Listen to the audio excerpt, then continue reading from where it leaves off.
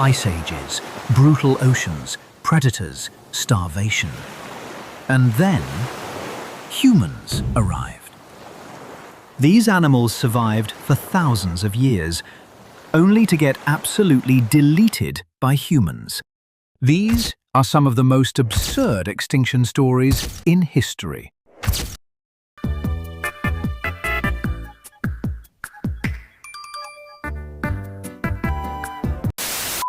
This is the dodo, a bird that lived on Mauritius, an island just east of Madagascar. Because the island had no natural predators and plenty of food, the dodo never needed to fly, and thus became flightless.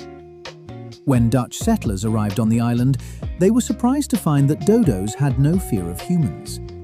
To their shock, the dodos even curiously approached them. Trusting the Dutch was not the wisest decision, as the Dutch quickly took note of this friendliness and subsequently made the dodo a part of their diet. Settlers would often simply walk up to them and grab them with their hands. Imagine being a bird who can't fly, trying to escape the clutches of a Dutch settler in your homeland. It would not be an ideal existence. Nevertheless, the Dutch began to make the island their home, tearing the surrounding forest down for their settlements, consequently destroying much of the dodo's habitat. To make matters worse, the Dutch settlers brought along with them dogs, pigs, and other invasive species that, to say the least, did not mesh well with the native dodo. Merely 80 years after their first contact with humans, the dodo was declared extinct. The last widely accepted sighting of a dodo was in 1662, when Dutch sailor Volkert Everts spotted one on an islet just off the coast of Mauritius. I've been a bear for 40 years, and I've never seen something this tragic. The Tasmanian tiger, or thylacine, was an apex predator native to Tasmania. Despite its name, it was more closely related to the kangaroo than an actual tiger. Female thylacines even had pouches, yes, pouches, to carry their young similar to kangaroos. Nature figured they could use some extra storage.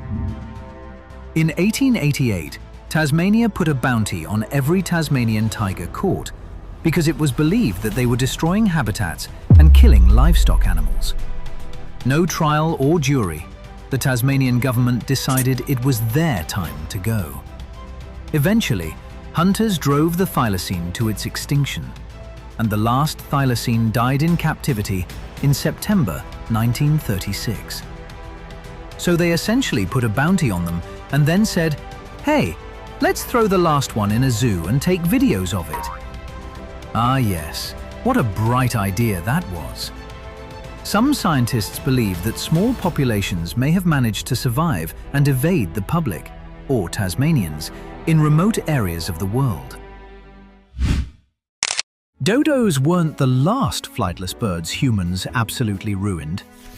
Meet the great auk, a giant seabird that survived the freezing North Atlantic for thousands of years, only to get completely folded by humans. Because the great auk evolved on isolated islands with almost no predators, it slowly lost its fear of anything walking toward it, which became a massive problem once sailors arrived. Humans hunted them for meat, feathers, and oil, and some crews reportedly killed hundreds at a time because the birds barely even tried escaping. But the most diabolical part? Once the species became rare, collectors started paying more money for the last remaining birds and eggs. Humanity really saw extinction happening in real time and said, "Yeah, mate, let's speed this up a bit." Thank you if you've made it this far, which I don't think anyone has. Subscribe if you'd like to see more of me. Anyway, cheers for watching.